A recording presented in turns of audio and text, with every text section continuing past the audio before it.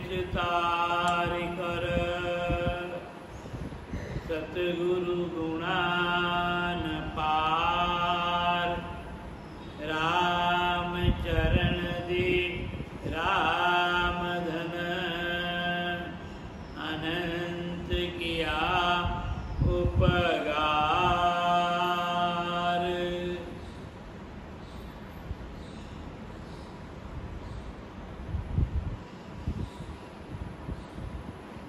बिनती राम निरंजन नाथ सु हाथ गहो हम तोर ऋणी है और नहीं क्यों लोक में दीदत श्याम दादा लोक दान धनी है तेरे तो प्रभु बड़े बड़े दास है मोसे गरीब के कौन गिनी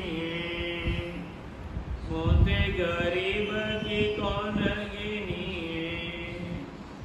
यो दुख सागर आप दियो गुरु जो कहे और न पावे देव ब्रह्मादिक आदि जहाँ लगते तब और ही और बतावे साहित्य ज्ञान बतावन को गुरु दास सदा गुरु के गुण गावे राम चरण चरण होई जाके गुरु की महिमा को तोल कहो नहीं जावे गुरुर ब्रह्मा गुरुर विष्णु गुरुर देवो महेश्वर गुरुर साक्षात् पर तस्मै श्री गुरुवे नमः।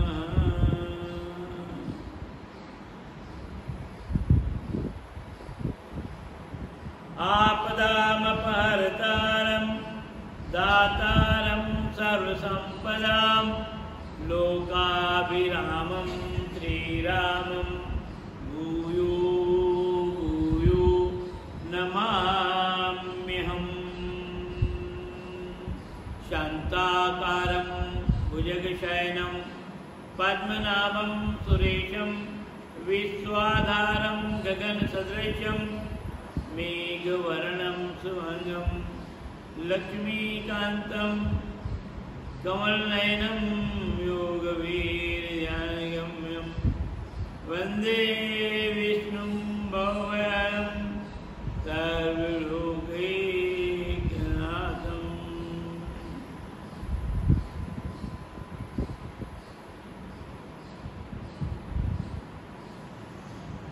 यं ब्रह्मा वरुणेन्द्ररुद्रमरुतस्तवन्ति दिव्यैर्वेदैः साङ्गपदक्रमोपनिषन्दे गायन्ति यं सामगाः ध्यानावसर्गतेन मनसा पश्यन्ति यं योगिनो यशान्तं न विदुसुरासुरगणा देवाय तस्मै नमः। अतुलित बलधामं हेमशैलावदेहं धनुजवनप्रदानं ज्ञानिनामग्रगण्यं सकलगुणनिधानं वानराणामधीतं रघुपतिप्रियभक्तं वातजातं नमामि। नारायणं नमस्कृत्यं नरं चैव नरोत्तमं देवीं सरस्वतीं व्यासं ततो जयमुदीरयेत्। यथा सरितं व्याप्तं जगदिस्थावरजङ्गमं कामधेनु शिरसा वन्दे भूतभविष्य मातरम्।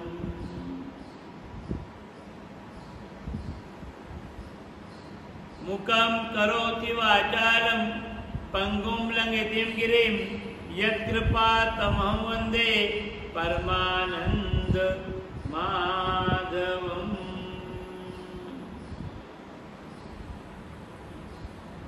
आनंद कंद सच्चिदानंद घन मन मानी पार भक्त वांछा कल्पतरु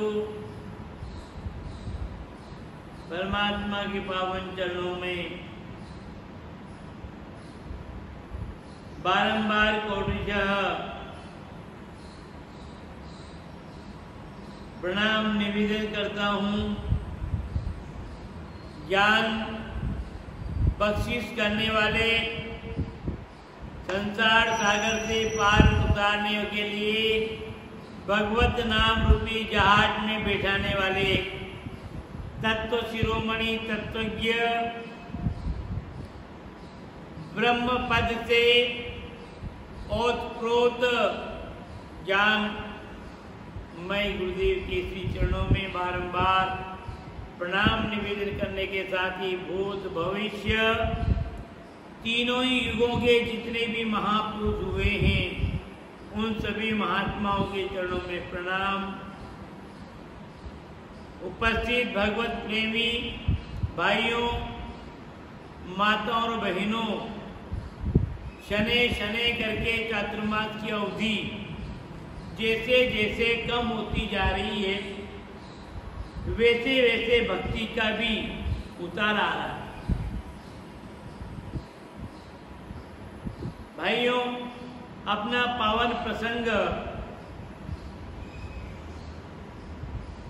भक्त मार्ग के अंतर्गत चल रहा है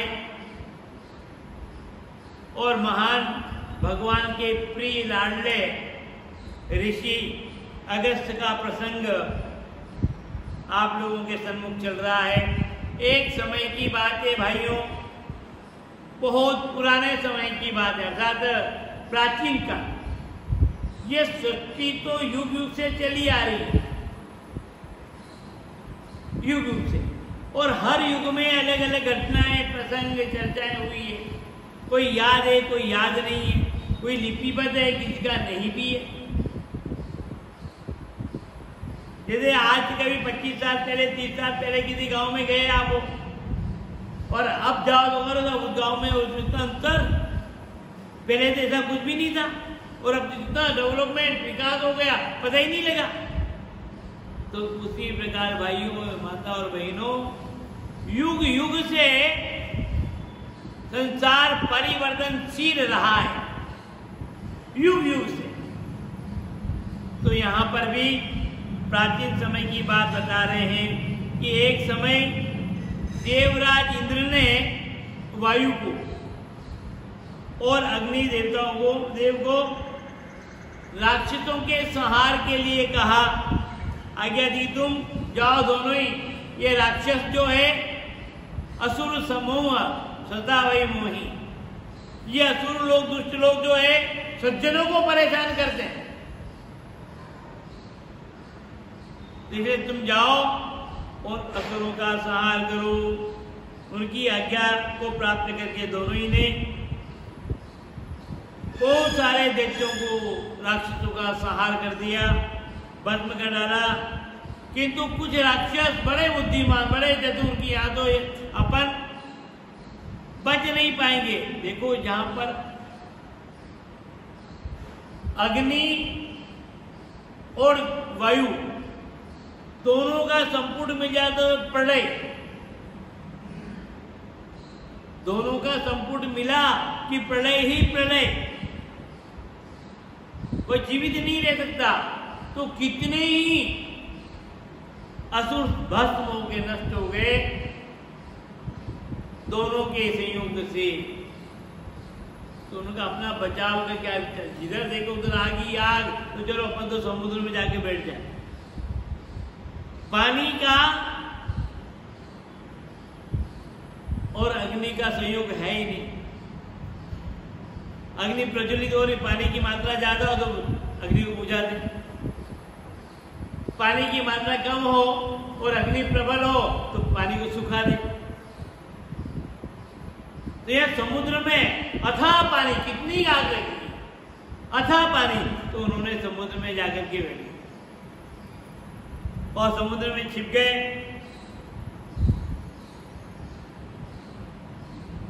तब दोनों ने, अग्नि ने और वायु ने कहा कि तो कमजोर हो गए, छिप गए, भाग गए, अशक्त मान करके, कमजोर मान करके उनकी उपेक्षा कर दी। किंतु वायु याद रखना, दुश्मन को कभी भी जीवन में छोटा मत समझना। कोई भी हो, किसी भी श्रेणी का विरोधी हो, दुश्मन हो, दुश्मन को छोटा मत समझना, कांटे को छोटा मत समझना। और किसी भी प्रकार की शरीर में बीमारी हो, उस बीमारी को छोटी मत समझना। आपने शरीर की किसी भी प्रकार की बीमारी को मामला ठीक है, चलता रहता है जी, कोई बात नहीं, धीरे धीरे धीरे धीरे वो घर में जमा स्थान, असाध्य बीमारी बदले। बीमारी को छोटा मत समझो, कांटे को छोटा सा भी मत समझो। कांटा चुप गया है मामूली, ये ठीक है, पड़ा हुआ क्या, पर लंबे समय के बाद में वही कांटा कील बन जाएगा, चलने में बाधाएं खड़ी करें। दुश्मन को कभी छोटा मत समझो, कमजोर मत समझो। वह आज आपके सामने कमजोर है, पर धीरे धीरे धीरे अपनी शक्ति बढ़ाएगा और अपनी शक्ति के प्रभाव से आपको पराजित करेगा। तो यह दैत्य लोग छिप तो गए समुद्र में, और इन्होंने समझा गया तो कमजोर है, अब डर के चले गए।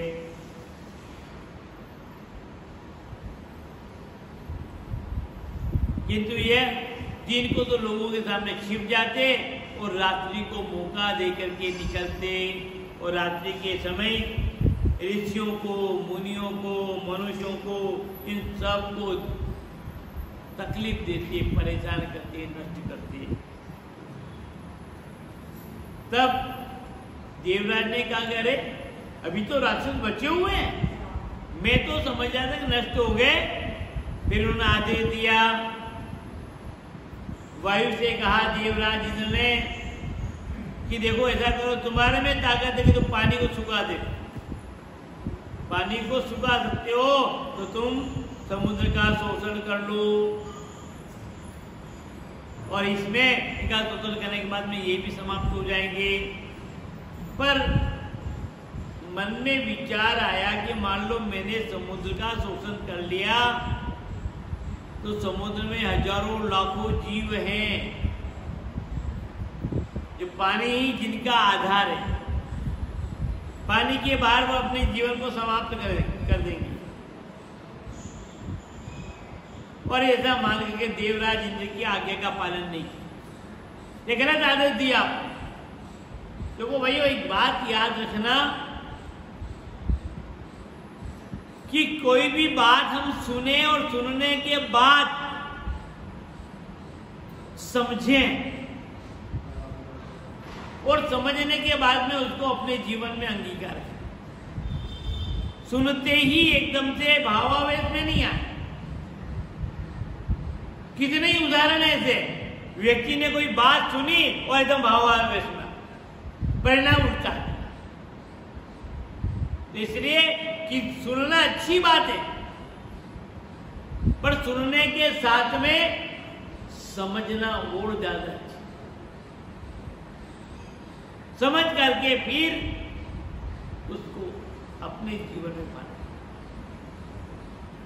जैसे रामचंद्र जी महाराज ने राम के नाम की महिमा का वर्णन करते कहा कि महिमा नाम प्रताप की, महिमा नाम प्रताप की, सुनो श्रवण चितलाय, सुनो श्रवण चितलाय, राम चरण रत्ना रटो, कर्म सकल झड़ जाए।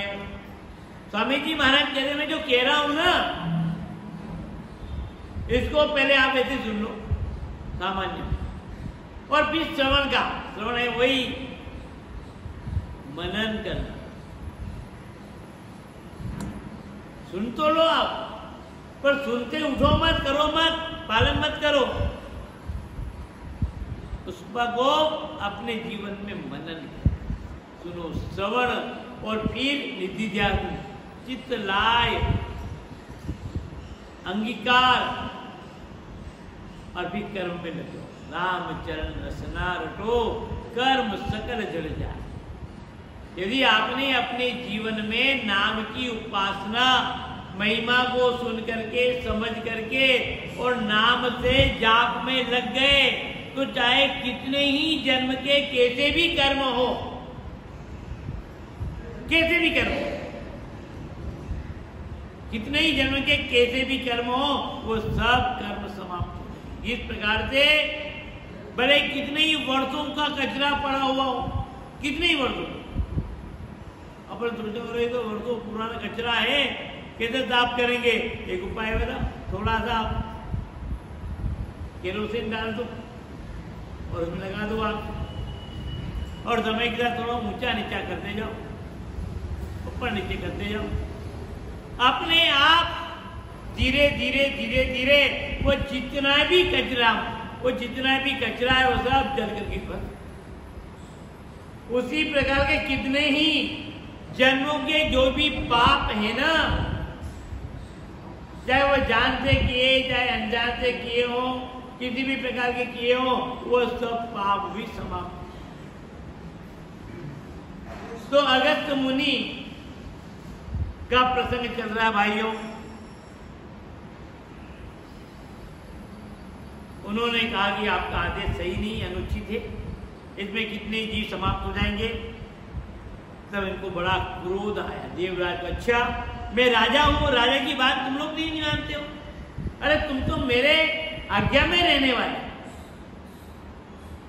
और मेरी बात का तुमने विरोध किया है, इसे जाओ तुम मनुष्य बनो, तुम देवता नहीं रह सकते हो, तुम मनुष्य और पृथ्वी पर तुम मनुष्य का रूप शरीर धारण करके साहित्य शास्त्र रहित योनि, अर्थात मनुष्य बनो, शास्त्र रहित योनि में जन्म लेकर के मुनियों की वृत्ति धारण करते हुए जाकर रहो, और शास्त्र की मर्यादा का नहीं पालन करना, नियम का पालन नहीं करना, मर्यादा का पालन नहीं, जो संकर वृत्ति जो तुम्हारे समझ में आए ऐसा काम करो, जो तुम। यह हर व्यक्ति की अपनी अपनी मर्यादा है। पशुओं की मर्यादा है, मनुष्य की मर्यादा है, पक्षियों की मर्यादाएं हैं,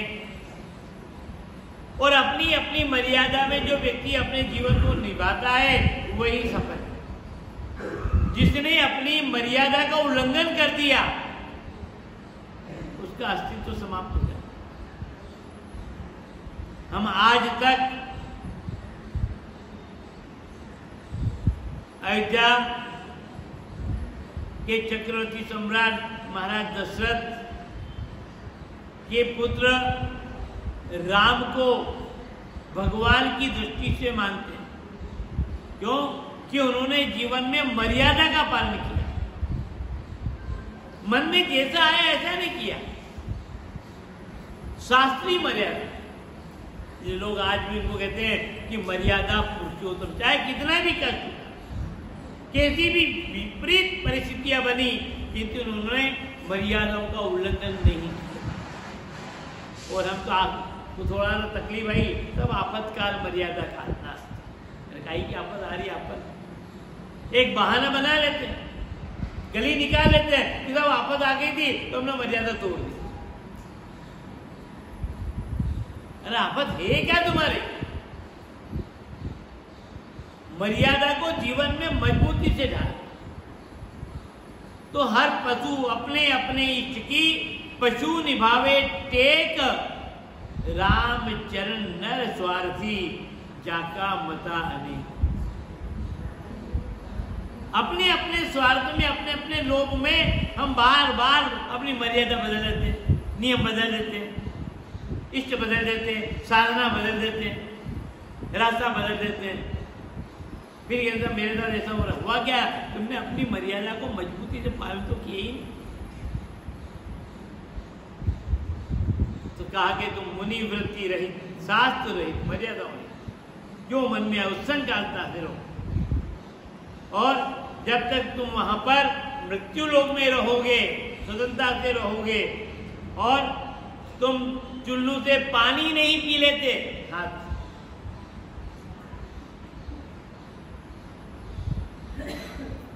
तब तक तुम्हारे को, अर्थात चुल्लू से समुद्र का पानी। अब समुद्र कितना अच्छा है, इसको चुल्लू से कभी समाप्त किया जा सकता है क्या? किया जा सकता है क्या? तो वापस देवलोक आने के लिए तुम्हें इतना श्रम, इतना त्याग कि एक चुल्लू भर पानी से समुद्र को सुखाना,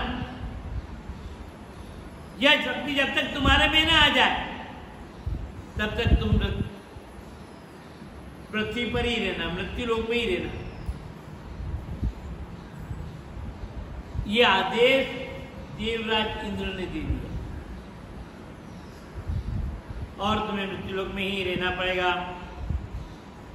और जैसे ही श्राप मिला, श्राप मिलते ही ये देवता मृत्युलोक में आकाश से गिर गया, पतन हो गया। इस प्रकार से इनका आगमन, ये दोनों ही अग्नि और वायु, ईश्वरीय अंश, देवत्व का अंश है। आदेश में आज्ञा का उल्लंघन, कोई भी व्यक्ति अपने जीवन में अपने श्रेष्ठ का, अपने से बड़ों का और अपने से वंदनीय का आज्ञा का उल्लंघन करता तो वो दोषी है। चाहे छोटा हो चाहे बड़ा हो, चाहे स्त्री हो चाहे पुरुष हो, आज्ञा पालन करना हर व्यक्ति के जीवन के पहली मर्यादा। मुझे क्या, अब अपन अपने आप को समझदार तो मानते हैं, हम बहुत विवेकशील हैं, बहुत ज्ञानी है, हो सकता है, पर अपने आप को जरा अंदर देखें कि हमने कितनी बार ईश्वरीय आदेश का उल्लंघन किया। अरे मैं तो हो सकता हूँ राग द्वेष में आकर के झूठी आदेश दे दूं, पर ईश्वरीय आज्ञा तो सार्वभौमिक है, वो तो सबके कल्याण के लिए है। उनकी आज्ञा का उल्लंघन हमने अपने जीवन में कितनी बार किया, यह विचारने पर। उसके बाद दूसरा का आदेश मिलता है और वह है गुरु, जिसे हम सम्मानी दर्जा देते हैं, तत्व का बोध कराते हो, हमें अज्ञान से निकाल करके ज्ञान की ओर ले जाए, हमें कष्टों से बचा करके सुख की ओर ले जाए। पर होगा कब?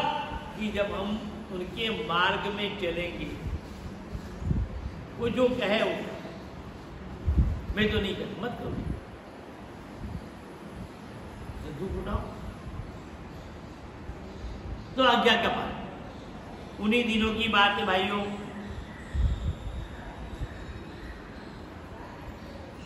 उर्वशी नाम की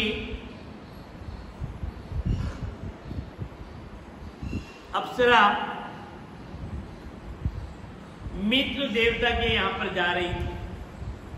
संसार बड़ा, ये सभी प्रसंग भी है ना, ये सब कभी कभी तो मन में अनेक प्रकार के शंकाएं उत्पन्न कर देते हैं, पर इसके पीछे बहुत बड़ा तत्व छिपा है। आदेश दे दिया तुम मृत्यु लोक में चले जाओ, पर मृत्यु लोक से वापस आना, नाराज तो कोई भी हो सकता है, पर नाराज के बाद में वो इच्छा रखता है कि मैं इस पर खुश भी हो जाऊं। कोई भी व्यक्ति किसी पर भी नाराज होगा, पर वो चाहेगा कि ये व्यक्ति वापस मेरे पास आ जाए, बिल्कुल दूर नहीं करेगा। बस का प्रायश्चित हो गया, प्रायश्चित तक। और भाइयों, हमारे द्वारा जान अनजान से जो भी अपराध हो जाए, उसका एकमात्र दोष निवारण करके हम प्रभु के चरणों में जाकर के नतमस्तक प्रार्थना। किसी ने अपराध किया हो, चोरी की हो, डकैती की हो, हत्या कर दी हो, और वह पुलिस पीछे पड़ जाए और वह जाकर के आत्मसमर्पण कर दे, तो ऐसे आधी सजा माफ हो जाए। लोक जीवन का भी नियम है, इस सृष्टि के भी नहीं कानून में यह, किसने चलो माफ, तुमने चोरी की, हाँ साहब की, कहाँ की, माल बताओ, बता दे। फिर डंडे नहीं पड़ेंगे, पर वो छिपाएगा, झूठ बोलेगा तो डंडे पड़ेंगे। और सही कह रहे सवाल ही। तो भाइयों, माताओं और बहनों, यह मिथिला वरुण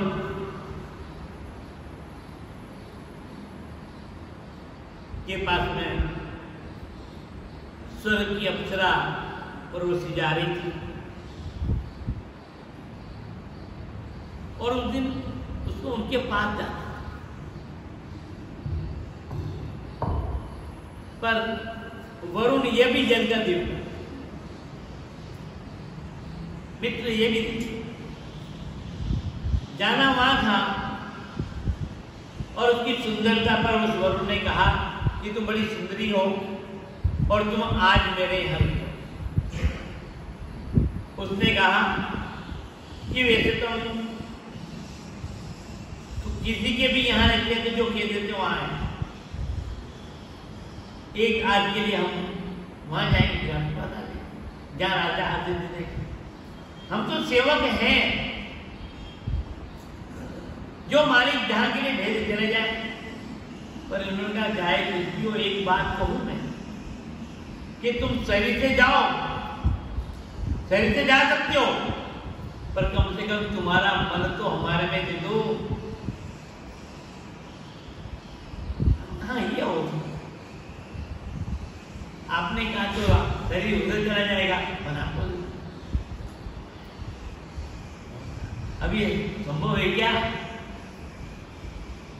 संभव है क्या है? अब अपना कल्पना करो, संभव है। कितनी बार हम कहीं पर भी हो, पर मन पता नहीं कहां चला जाए, पर है कहीं पर, कहीं बैठे हुए, घर में बैठे दुकान मन चला जाए, दुकान में बैठे हैं तो पता नहीं बाजार में चला जाएगा। एक महात्मा जी तपस्या करने के लिए बैठे थे साधना में, और साधना करते करते उनको एकदम से मन में आया कि जलेबी खाओ। महात्मा जंगल में विराजमान है, भजन कर रहे हैं, पर मन में आ गया कि जलेबी खा। ये स्वाद ही जिसका कारण है। अब मन नहीं लगा, इंद्रियां खींच करके ले जाती है। अरे इंद्रियों को अपनी ओर खींचो तो मन की ओर, बाहर नहीं, इधर। पर तपस्वी है, साधक है, फिर भी होगी गलती, चलो, पर ज्ञानी है। अच्छा मनीराम, तेरे मन में जलेबी खाने की इच्छा हुई, आसन लगा के बैठ के भजन कर लेता तो कितना अच्छा रहता। पर भजन में चित्त नहीं लग रहा है, जलेबी में चित्त जा, चल चलो जलेबी खिला। महात्मा जी जंगल से नगर में गए, नगर में प्रसिद्ध हलवाई की दुकान, उसके सामने जाके खड़े हुए। अब जैसे महात्मा जी खड़े हुए, सब भक्त लोग आया, वो दुकानदार भी आ गया, हलवाई भी आगे, चरणों में प्रणाम किया, नमस्कार किया, गुरु महाराज क्या आदेश आपकी सेवा में, जो आदेश तो सब तो कहीं के लिए आए हो, जलेबी खाने आए, क्या खाने आए? आसन से उठ करके जलेबी खाने यहाँ आ गए, और हलवा भी तैयार है। पर महात्मा ने कहा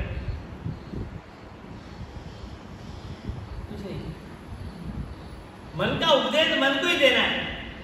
खड़े 1 घंटा हो गया, 2 घंटा हो गया, 3 घंटा, क्या हड़ताल कर रखी है इन्होंने कि कोई आंदोलन छेड़ रहे क्यों? हमारे दुकान के सामने क्यों खड़े? खड़े क्यों है? और इनको मांग रहे महाराज जी जो चीज चाहिए मांग लो, जाओ ना आप तो मांग मन से मन खा रहे, जलेबी जलेबी जलेबी बन रही है, अरे गरम गरम बना रहा है, और खा लो जितनी खाना खा ले, जितनी खाना तो खाना कौन मना कर रहा है? पर शरीर को तो नहीं खाना। मन ने खाने की इच्छा की ना, शरीर को मैं यहां तक ले आया, शरीर को मैं ले आया हूं, मन का माध्यम है शरीर, मैं ले आया। पर मन तो आज जलेबी खाने की इच्छा की, कल पता नहीं और कहीं और कुछ खाएगा, और तू और कुछ खाएगा, तो जहां तेरा मन लगना वहां तो लगेगा ही नहीं, तो जलेबी खा, तू सुबह से शाम तक आराम से खड़े खड़े रहे और कोई जाना ही नहीं। और बेटा देख कितनी अच्छी जलेबी बन रही है, कितने अच्छे लोग आ रहे हैं, ग्राहक आ रहे हैं, खा रहे हैं, ले गया नाक के ले जा रहे हैं, खाज मनीराम कितनी का तृप्त हो गया, हो जाए तृप्त तू जितनी खानी खा ले। और 4-5 बजे चल मनीराम अब अपने आसन पर बैठे, अब तो तृप्त हो गया ना तू, अब तो जलेबी खा ली तेने। और महात्मा वापस कहाँ चले गए।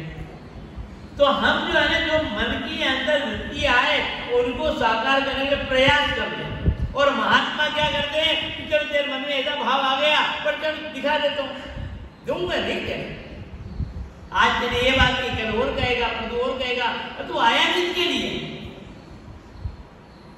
आया और के लिए, बनी थी और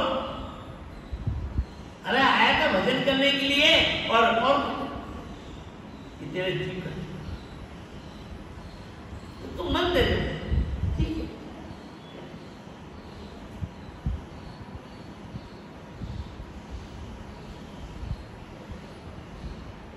अब मित्र के पास में जहां गए तो मन यहां से गया, मन दे दे, ठीक है कि में वरण का हुआ, तुम मन में मेरे में लगा, एक प्रकार तुम शरीर से उनके और मन से मेरे बन जाओ। और दोनों के संयोग से उसका नाम पड़ा मित्रावरुण। और मित्रावरुण बनने के कारण उन्होंने अपने तेज को एक विशेष पात्र में संघट में रख लिया, और वरुण ने भी उसी घट में अपना तेज, और उसी के कारण, और जिस समय महाराज निमि और वशिष्ठ एक समय की बात है, महाराज निमि ने वशिष्ठ जी से कहा, राजा निमि ने, कि कृपा करो ना, मेरे को एक यज्ञ करवा, मैं यज्ञ पुरोहित, आप मेरा एक यज्ञ करवा दो। वशिष्ठ ने कहा देखो मैं भी देवराज के इंद्र करने का यज्ञ करने जा रहा हूं, और वहां से यज्ञ कराने के बाद में वापस आऊंगा और तुम्हारा यज्ञ, एक काम पहले लेने का मैंने, ये हो जाए, उसके बाद राज पुरोहित तो मेरे हो, कुल पुरोहित मेरे हो, और आप देवराज का एक्स्ट्रा में वहां जा रहे हो, पर पहले मेरा काम करो, पहले मैंने उनको किया है। तो वशिष्ठ ऋषि देवराज का यज्ञ कर देते, वो भी देवता है, राजा देवता हूं। ये कभी कभी कितनी बार ऐसा हो जाता है कि बड़े दुविधा में पड़ते हैं, इसकी मानू कि इसकी मानू, और ऐसी स्थिति ब्राह्मण पर, साधु पर, या कोई सार्वजनिक स्थान पर व्यक्ति हो, अधिकारी, उसको बड़ी समस्याओं का सामना करना पड़ता है, किसकी मानू। वापस पर निमि ने सोचा कि जीवन का कोई भरोसा नहीं है, गुरु महाराज ने यज्ञ कराने के लिए चले गए, पर मेरे शरीर का कुछ भरोसा है क्या, कुछ भी भरोसा नहीं। पल में प्रलय हुई, गौरी करेगा कब, अरे एक क्षण में ही संसार का लय हो जाए कब करेगा। तो पहले सुबह शीघ्र यज्ञ करने का संकल्प लिया तो तू कर ले, पर गुरु जी नहीं है तो कोई बात नहीं, पंडितों की, विद्वानों की, ब्राह्मणों की क्या कमी है, एक नहीं तो दूसरा अच्छा ही काम कर रहे हैं ना। तो उन्होंने यज्ञ प्रारंभ कर दिया, दूसरे विद्वान को मिला, गुरु महाराज भी उधर से यज्ञ करा के आ गए और इधर से यज्ञ कर रहे, दोनों के बीच में विवाद कि तुमने मेरे को न्योता दे दिया, निमंत्रण दे दिया, और यज्ञ दूसरों से करवा लिया।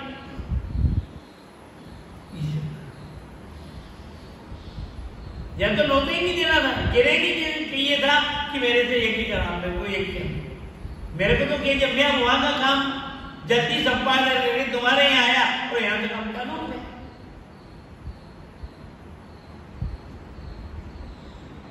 तो उनको क्रोध आया और महाराज निमि को भी श्राप दिया। महाराज निमि ने कहा कि महाराज आप लोभ में गए थे, निष्काम नहीं थे, लोभी थे। मेरा यज्ञ आपने तो उसका भी करवा लो और इसका भी कर लूंगा। इसलिए निर्दोष के ऊपर आप दोष, मैंने तो अच्छा काम किया तो आपकी भी मृत्यु। तो महाराज निमि भी मृत्यु के अधिकारी बने और बस लंबा समय पर निमि और देह रहित शरीर, अब शरीर ही नहीं है तो दूसरे कोई कार्य का संपादन नहीं होता।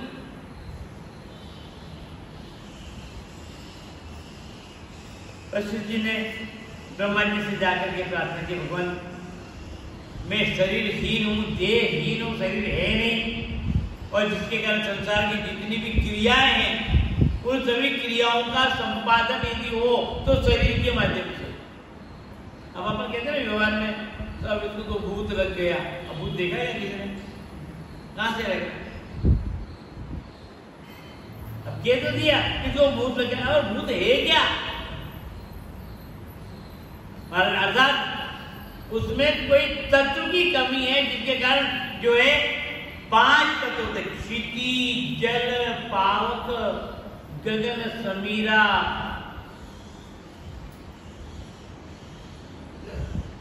पृथ्वी, आकाश, जल, वायु और अग्नि,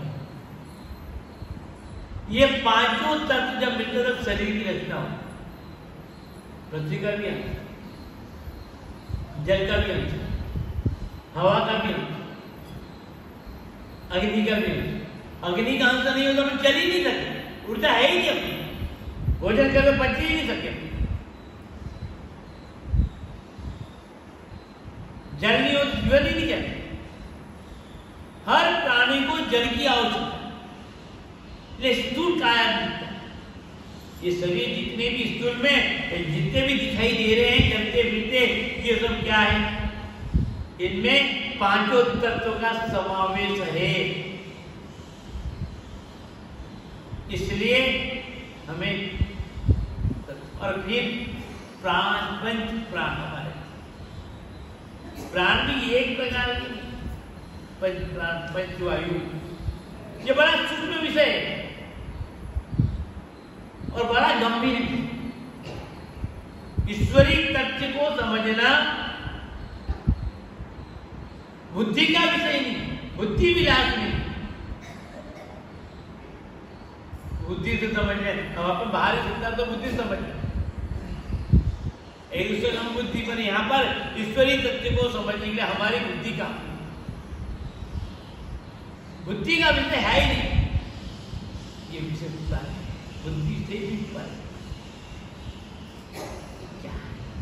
तो प्रभु की ब्रह्म तत्व, भक्ति तत्व, ये सब हृदय का विषय, ज्ञान, ज्ञान के माध्यम से फिर उस जाकर के निवेदन किया, प्रभु शरीर नहीं होने के कारण हमारे संसार की समस्त क्रियाएं बंद हो गई है और तन दिन वेद भजन नहीं बनना। अरे जब तक हमारा शरीर में परमात्मा का भजन होते ही नहीं। आज परम श्रद्धेय व्यवहारिक पूज्यपाद मूकस्वामी जी महाराज की पुण्यतिथि,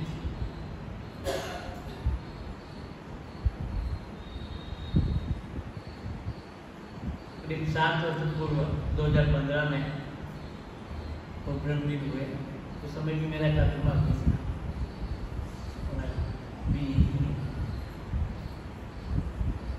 मेरा बालिका उनके चरणों में बहुत ज्यादा था। बहुत उच्च कोटि के महापुरुष थे वो। उस समय तो पहचाने महापुरुष क्या है, संत से ज्यादा। पर मुझे कुछ घटना उनके जीवन की याद है। जब बात ही चल गई पंच तत्व की, तो मैं उस समय 8वीं में पढ़ता था और गुरु महाराज दरोड़ विराजे थे, दवाई इलाज करते। उस जमाने में कहीं राम इतने साधन नहीं थे चिकित्सा के, इतने हॉस्पिटल नहीं थे, इतने डॉक्टर नहीं थे, और वो सेवा परायण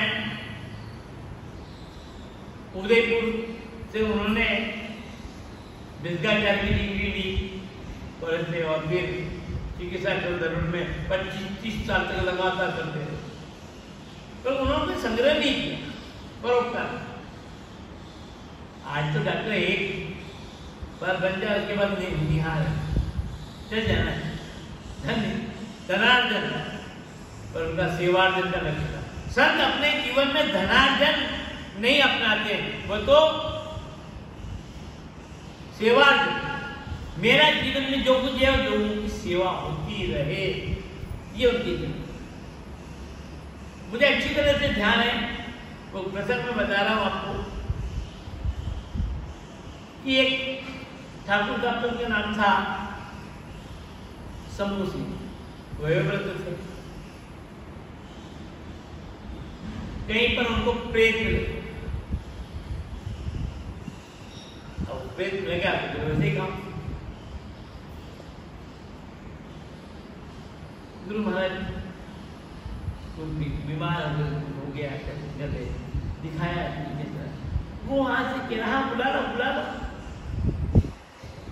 शरीर में और कोई जगह। आपको तो आप कभी कहते हो भूत क्या, मैं तो नहीं मानता हूँ, ठीक मत मानो आप, हम नहीं कह रहे भूत को मानो, अंधविश्वास है। पर जब आपको क्रोध आ जाता है तब आप कभी अपने को पराये को पहचानते हो क्या?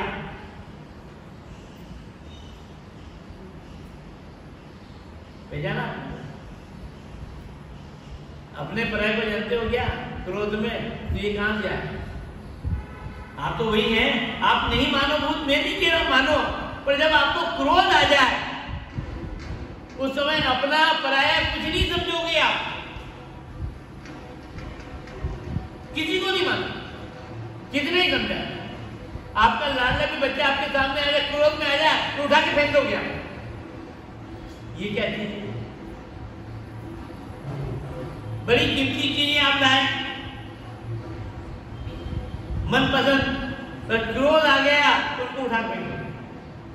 फिर बाद में एक पश्चाताप करो, फिर वो तो रो कोई बात नहीं, पर क्रोध में तो वो आप कर रहे हैं, वो और कोई शक्ति कर रही है।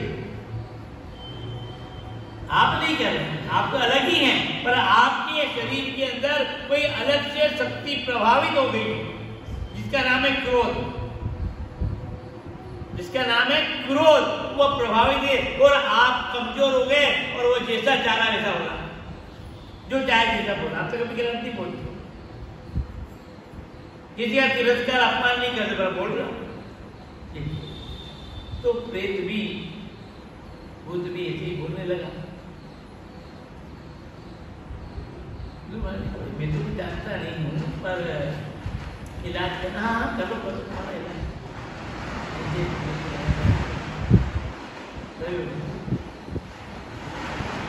पर संत का स्पर्श तपस्वी का साधन, थोड़ी राहत मिली उसके बाद। ने कहा भैया तो कोई अलग ही बीमारी है और इलाज से कोई काम होगा नहीं, तो जाए कहाँ? इनको बद्रीनाथ जाना है, 15-20 दिन बाद तो इनको बद्रीनाथ जाना है। और ये बद्रीनाथ ये नहीं जाएंगे तो बहुत सारे लोग जाएंगे, ये भी दोस्त लगेगा। और बद्रीनाथ की फिर एक नया नाच कौन लग गया, एक ब्राह्मण से शिवराज जी अमृतसर अंधे पूरे गांव में फिर गए, बहुत बड़े तांत्रिक, उनके पास जाओ तो दोनों वैसे गुरु महाराज जो काम करते हैं, दोनों एक ही ऊपर थे। अब वो कहता है कि तुम आप में रामदास, हम भी वही बच्चे, राम जी किसको भूत लगा जो जैसा ऐसे तो ठाकुर साहब जैसे दिख रहे हैं, भूत कहाँ से लगा? मेरे में कोई सींग आ जाते होंगे, कई कान बड़े बड़े हो जाते होंगे, बच्चे ही हैं तो कहाँ भूत लगाए, ऐसे बोल रहे हैं।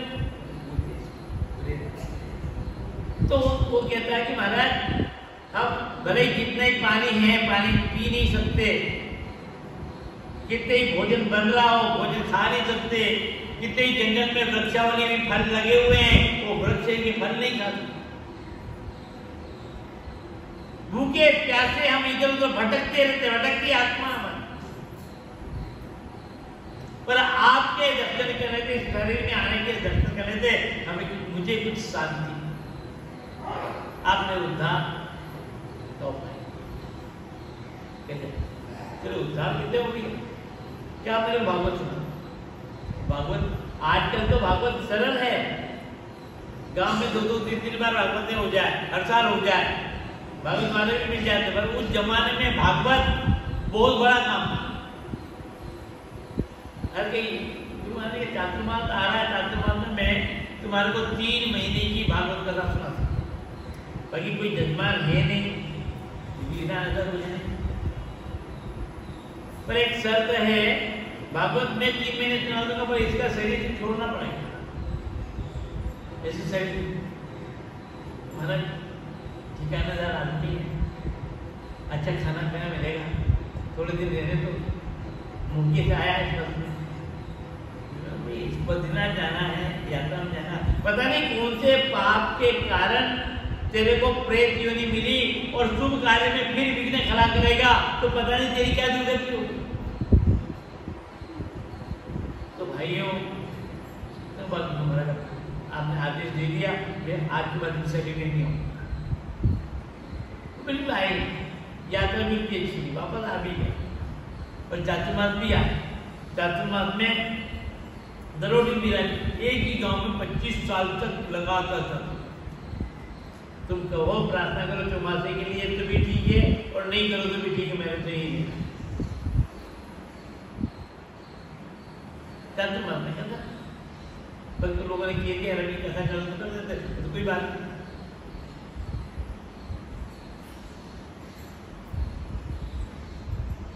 और फिर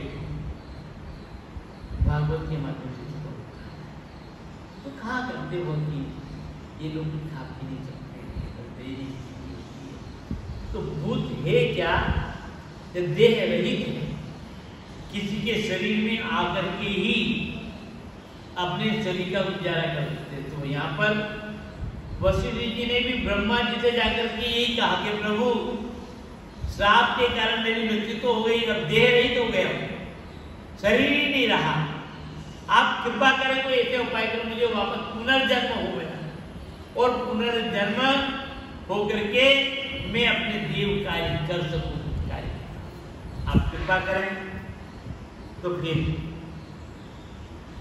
जो मित्र और वरुण के माध्यम से जो तेज घट में रखा था, उसी घट से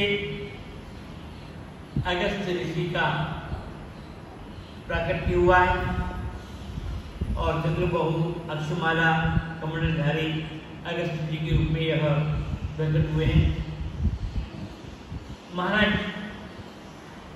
अगस्त जी की जन्म के संबंध में, उत्पत्ति के संबंध में अनेक प्रकार के प्रसंग मिलते हैं, और यह बड़े अलौकिक अद्भुत पुरुष रहे हैं, और परमात्मा भगवान के परम लाडले, इसलिए राम कथा की एक घाट भी कल भी उनकी जीवन चरित्र का श्रवण कराया था।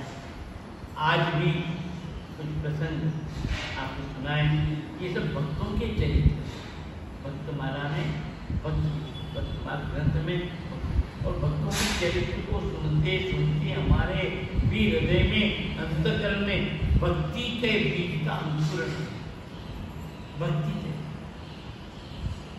इसीलिए कथाएं तत्मा का प्रसंग धीरे धीरे पूर्ण होने जा रहा है।